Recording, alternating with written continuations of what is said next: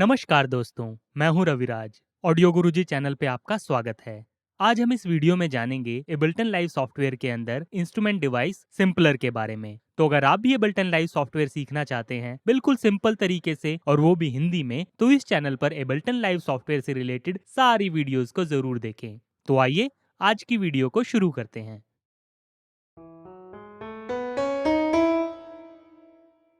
Ableton के अंदर simpler instrument device हमें यहाँ पर ब्राउजर सेक्शन में इंस्ट्रूमेंट के अंदर मिलेगी। हम यहाँ पर किसी भी मिडी ट्रैक पर सिंपलर डिवाइस सिलेक्ट करके उस पर डबल क्लिक करेंगे तो यहाँ पर हमारे मिडी ट्रैक में वो सिंपलर डिवाइस ऐड हो जाएगी, या फिर हम उसे सिंपली यहाँ पर मिडी ट्रैक पर ड्रैग एंड ड्रॉप भी कर सकते हैं। जैसे ही हम यहाँ पर मिडी ट्रैक पर सिंपलर डिवाइस को ऐड करेंगे, हमारे पास यहाँ नीचे डिवाइसेस एरिया में सिंपलर का इंटरफेस शो अप होने लगेगा। आइए हम यहाँ पर सिंपलर इंस्ट्रूमेंट डिवाइस का इंटरफेस समझते हैं। यहाँ पर सेंटर में हमारे पास सैंपल एरिया दिया गया है, जिसके अंदर हम यहाँ पर कोई भी सिंगल सैंपल लोड कर सकते हैं। आइए हम यहाँ पर एक सैंपल को लोड करते हैं। जैसे ही आप सैंपल को सैंपल एरिया में लोड करते हैं, आपके पास यहाँ पर सैंपल की वेव फॉर्म शो अप होने लगती है। आप यहाँ पर मैग्नीफायर से सैंपल को जूम इन और जूम आउट कर सकते हैं और लेफ्ट और राइट करके सैंपल को ट्रैक भी कर सकते हैं। यहाँ पर हमारे पास सैंपल एरिया में बिगिनिंग में और एंड में दो मार्कर्स दिए गए हैं, जो हमें स्टार्ट ऑफ द सैंपल और एंड ऑफ द सैंपल को मार्क करते हैं। यहाँ पर हमारे पास हॉट स्वैप सैंपल का भी ऑप्शन दिया गया है, जिससे हम यहाँ पर एग्जिस्टिंग सैंपल को किसी और सैंपल के थ्रू रिप्लेस कर सकते हैं। आइए हम यहाँ पर इस सैंपल को एक और सैंपल से रिप्लेस करते हैं। I feel you. हमने यहाँ पर हॉट स्वैप सैंपल के थ्रू प्रीवियस सैंपल को न्यू सैंपल से रिप्लेस कर दिया है। यहाँ पर हमारे पास इस सैंपल से रिलेटेड कुछ पैरामीटर्स दिए गए हैं, जो कि हमारे पास यहाँ पर इस सैंपल का गेन कंट्रोल करता है। यहाँ पर हम परसेंटेज में सैंपल का स्टार्टिंग पॉइंट डिसाइड कर सकते हैं। यहाँ पर अगर हम लूप मोड में होते हैं तो हम यहाँ पर लूप की लेंथ डिसाइड कर सकते हैं फ्रॉम द स्टार्ट, और यहाँ पर हम फ्रॉम द एंड हमारे सैंपल की क्या लेंथ होगी उसको डिसाइड कर सकते हैं। यहाँ पर हमारे पास फेड का ऑप्शन दिया गया है, जो कि हम जब लूप करते हैं तो हमारे ट्रांजिएंट्स को बिगिनिंग और एंड में फेड आउट और फेड इन के लिए यूज होता है, जिससे हमें क्लिक्स और पॉप्स अपने सैंपल के अंदर नहीं मिलते हैं लूप के दौरान। इसके बाद हमारे पास यहाँ पर स्नैप का ऑप्शन है, जिसका मतलब होता है जो हमारे पास सैंपल का एंड है और बिगिनिंग है, वो हमारे पास डायरेक्टली जब हम स्नैप को ऑन करेंगे तो वो वेव फॉर्म के जीरो क्रॉसिंग पर ऐड हो जाएगा। यहाँ पर हमारे पास नेक्स्ट ऑप्शन वॉइसेस का है, जिसमें हमारे पास मैक्सिमम 32 वॉइसेस हैं। इसका मतलब होता है जो हमारा सिंपलर है वो मैक्सिमम साइमल्टेनियसली कितनी नंबर ऑफ वॉइसेस इस सैंपल की प्ले कर सकता है। इसके बाद हमारे पास रीट्रिगर मोड है, जिसको हम ऑन और ऑफ कर सकते हैं। रीट्रिगर का मतलब होता है जब हम यहाँ पर किसी भी सैंपल को ट्रिगर करते हैं तो जो हमने यहाँ पर वॉइसेस सिलेक्ट की होती हैं वो हमारे पास यहाँ पर रीट्रिगर होती हैं। अगर हम इसको ऑफ रखेंगे तो हमारे पास नेक्स्ट जो हमारे पास वॉइसेस होंगी वो ट्रिगर होंगी, प्रीवियस वॉइस हमारे पास ट्रिगर नहीं होगी। यहाँ पर हमारे पास नेक्स्ट ऑप्शन वॉपिंग का है। वॉपिंग का मतलब होता है जब हम किसी भी सैंपल को अपने सेशन के टेम्पो पर मैच करना चाहते हैं तो हम यहाँ पर उसे टाइम स्ट्रेच कर सकते हैं। यहाँ पर वेरियस एल्गोरिथम्स दिए गए हैं, जैसे beats, tones, texture, repitch, complex and complex pro. तो हम यहाँ पर एल्गोरिथम सिलेक्ट कर सकते हैं डिपेंडिंग हमारे पास जो हमारा सैंपल है वो हमारा किस टाइप का सैंपल है, उसके अकॉर्डिंगली हम यहाँ पर वॉप मोड को यूटिलाइज कर सकते हैं। यहाँ पर हमारे पास बीट्स का ऑप्शन दिया गया है, जो कि हमें बताता है कि जो हम वॉपिंग करने वाले हैं वो हमारा रीजन कितने बीट्स का होगा। यहाँ पर नीचे हम अपने सैंपल के टेम्पो को हाफ कर सकते हैं या फिर हम अपने सैंपल को डबल कर सकते हैं। आइए अब हम इस सैंपल को सुन के देखते हैं।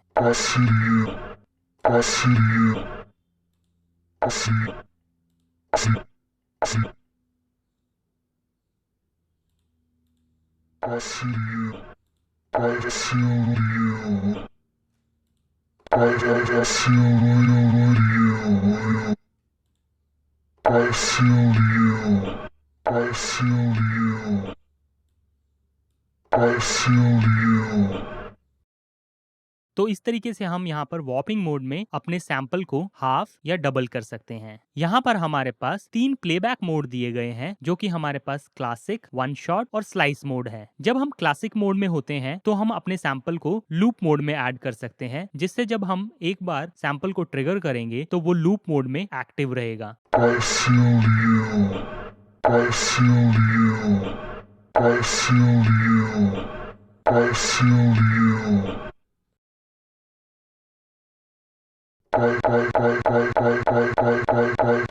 तो इस तरीके से आप किसी भी सैंपल को लूप के अंदर क्लासिक प्लेबैक मोड में यूज कर सकते हैं। नेक्स्ट प्लेबैक मोड है हमारे पास वन शॉट। वन शॉट का मतलब होता है हमारे पास सैंपल सिर्फ एक बार प्ले होगा। यहाँ पर हम अपने सैंपल को दो मोड में प्ले कर सकते हैं, ट्रिगर और गेट। ट्रिगर का मतलब होता है जब हम अपने सैंपल को मिडी कीबोर्ड से किसी भी की के थ्रू ट्रिगर करते हैं तो वो हमारे पास की रिलीज होने के बाद कंप्लीट लेंथ तक प्लेबैक होगा। जैसे इस केस में अभी हम यहाँ पर इसको प्लेबैक करेंगे तो ये हमारे पास की रिलीज करने के बाद भी पूरी लेंथ तक प्ले होगा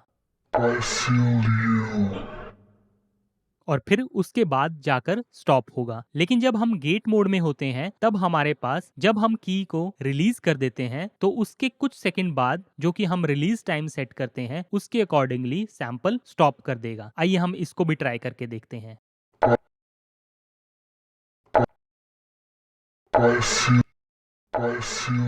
तो आपने देखा जैसे ही मैंने यहाँ पर मिडी कंट्रोलर की को रिलीज किया उसी के बाद हमारे पास यहाँ पर सैंपल प्लेबैक स्टॉप कर गया। तो यहाँ पर हम दोनों मोड को ट्रिगर और गेट को अपनी जरूरत के अनुसार यूटिलाइज कर सकते हैं। यहाँ पर हमारे पास सेम जैसे क्लासिक मोड में हमारे पास स्नैप मोड था वैसे ही यहाँ पर स्नैप मोड और वॉप मोड दिया गया है। नेक्स्ट हमारे पास यहाँ पर स्लाइस मोड है। स्लाइस मोड के अंदर हम अपने सैंपल को डिफरेंट स्लाइसेस में डिवाइड कर सकते हैं जो कि हम यहाँ पर स्लाइस बाय ऑप्शन के अंदर ट्रांजिएंट, बीट, रीजन और मैनुअल के अकॉर्डिंगली सिलेक्ट कर सकते हैं। जब मैंने यहाँ पर बीट को सिलेक्ट किया स्लाइस बाय के ऑप्शन के अंदर तो यहाँ पर मेरे पास हर एक बीट पर मेरे पास स्लाइस मार्कर ऐड हो गए हैं।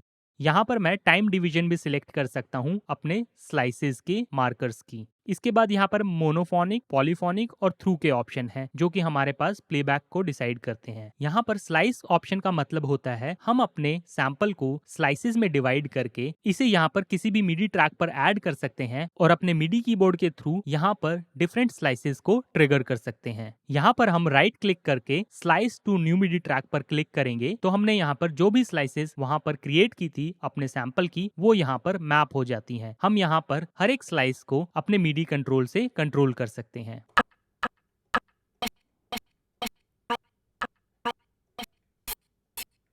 तो इस तरीके से हम यहाँ पर स्लाइस मोड में अपने सैंपल को यहाँ पर डिफरेंट सेक्शन में स्प्लिट करके उसे मिडी कंट्रोलर के थ्रू ट्रिगर कर सकते हैं। यहाँ पर नीचे हमारे पास फिल्टर, LFO और यहाँ पर फेड इन फेड आउट के ऑप्शन दिए गए हैं। इनको हम यहाँ पर कंट्रोल्स टैब में भी एक्सेस कर सकते हैं। यहाँ पर फिल्टर में हमारे पास वेरियस बैंड्स दिए गए हैं। यहाँ पर डीबी पर ऑक्टेव 12 और 24 दिया गया है। यहाँ पर फ्रीक्वेंसी कंट्रोल है और यहाँ पर रेजोनेंस का कंट्रोल दिया गया है। इसी तरीके से हमारे पास यहाँ पर LFO में डिफरेंट वेव फॉर्म्स दी गई हैं जो कि हमारे ऑडियो सैंपल में हम ऐड कर सकते हैं। यहाँ पर हम फ्रीक्वेंसी या बीट्स में LFO को यूज कर सकते हैं। ऊपर हमारे पास अटैक टाइम दिया गया है और ऑफसेट दिया गया है जिससे हम अपने ऑसिलेटर की वेव फॉर्म का स्टार्टिंग पॉइंट सिलेक्ट कर सकते हैं। यहाँ पर नीचे हमारे पास फेड इन और फेड आउट का ऑप्शन दिया गया है जो कि हमारे पास हमारे मिडी कंट्रोलर के कीबोर्ड की नोट को जब हम ट्रिगर करते हैं तो उस ट्रिगर के बाद हमारे पास सैंपल कितना टाइम लेता है शुरू होने में और कितना टाइम लेता है खत्म होने में वो हम यहाँ पर फेड इन फेड आउट से डिसाइड कर सकते हैं। यहाँ पर हम सैंपल को ट्रांसपोज कर सकते हैं अप और डाउन सेमीटोन्स के अंदर।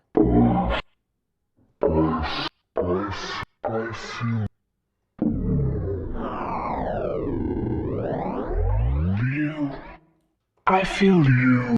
I feel you.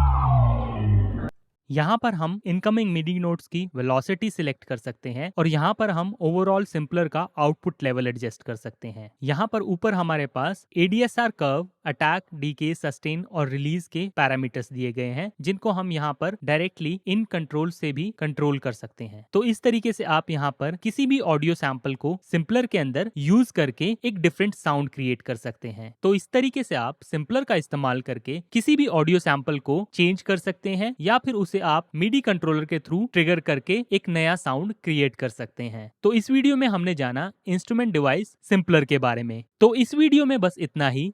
I hope ये वीडियो आपको इन्फॉर्मेटिव लगी होगी। मिलते हैं अगली वीडियो में, तब तक के लिए हैप्पी लर्निंग।